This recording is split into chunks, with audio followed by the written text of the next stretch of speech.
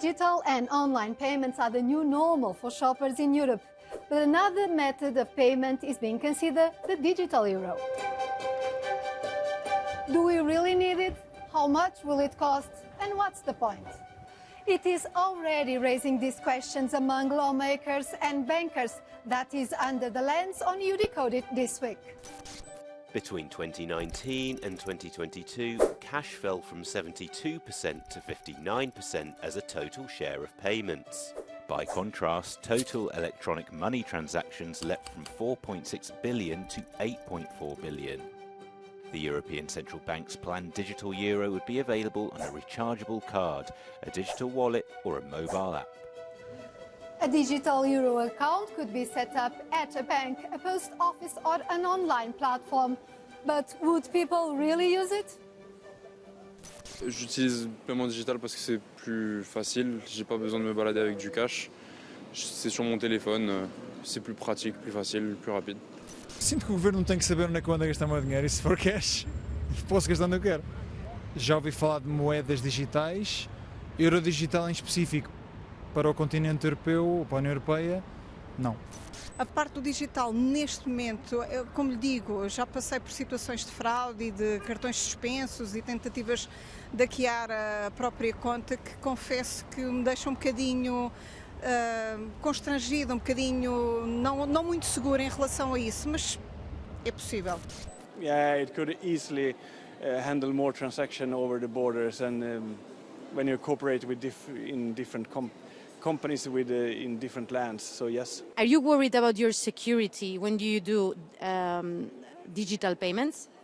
Sometimes, but I usually trust the banks. So if the banks are involved, yes. Paula, how is the digital euro different from a cryptocurrency such as Bitcoin and others? So, unlike cryptocurrencies such as Bitcoin or Ethereum, this version would be risk-free. What does this mean? Well, basically, when we have a digital euro or a central bank digital currency, it is subject to a banking regulation. So if you have a problem, you can go to the central bank or you can go to your traditional bank and get some help or support. Does it mean that the digital euro is not a currency for investments? People will not make money on it like interest in the banks. It's just something for their daily lives? Yes. The initial idea of this project of the digital euro is basically that it serves as an alternative means of payment. So it wants to be as close to cash as possible, meaning that it is free for users, it is accessible, and that it ensures that citizens are protected.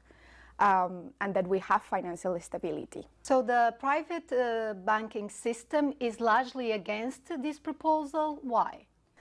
Well, it's basically that European banks are a bit concerned or skeptical about the added value of this proposal.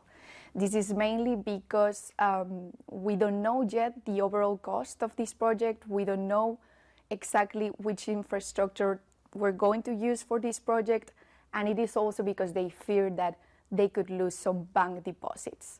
The ECB already said that they are trying to ensure that this is just an alternative means of payment and it is not meant to be a savings vehicle for large amounts of money. So they would cap with a limit, for instance, so that the banks would not feel too much of the impact? Exactly. They don't know the figures yet, but they are planning to have these holding limits that they are currently discussing in the ECB as they are in the preparatory phase. The proposal is currently a bit stalled at the European Parliament because it was supposed to be voted in April, but that never happened, and they just had a briefing or, well, a hearing with the ECB representatives in September. Let's look at the pros and cons. Inclusion is seen as a pro, as people with no private bank account or access to internet could use it. Privacy is a thorny issue, but the ECB claims it would not be able to identify payment habits. Fraud and money laundering could be harder to detect if untraceable. If too successful, banks might lose deposits and no longer be able to lend. With us at the European Parliament is Damian Boeselager, the Vice Chair of the Committee for Economic and Monetary Affairs. Many people are skeptical about the idea of a digital euro. Do you think it's worth doing?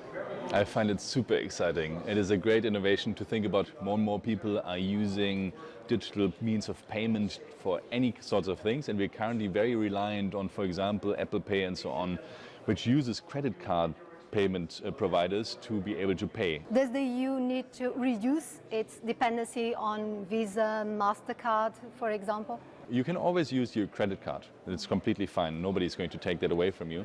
But I think it should be possible to have something similar to handing over a cash note to also do that on the digital level. And the digital wallet together with the digital euro would allow for that without any form of transaction going outside to a private sector entity, but just basically via public sector entities. And I think both is fine. You should just be able to choose. And what privacy controls is the European Parliament trying to secure for the digital euro?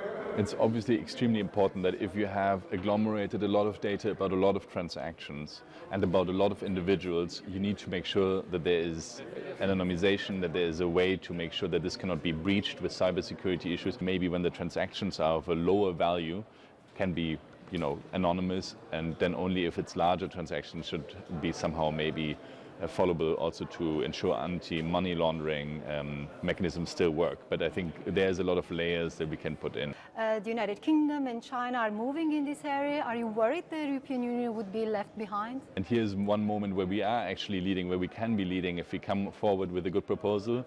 But we shouldn't dissect it now with lobby interests from all dimensions. We should really think about what makes sense and what is the added benefit, as you said, for the retail industry and for the individual customers. Just to add, because some people say digital euro would be more about the sovereignty, the financial sovereignty of the EU. Is this also a value that you think it's important to safeguard? I think it could have a big advantage for us as well. Also because we wouldn't be relying on third country payment providers or even European payment providers, but we could also rely on a public institution, in this case the central bank, to be able to do our payments. That gives you some sovereignty, also some independence. I think it's important, not just from third countries, but in general from failing banks, and I hope that this will work.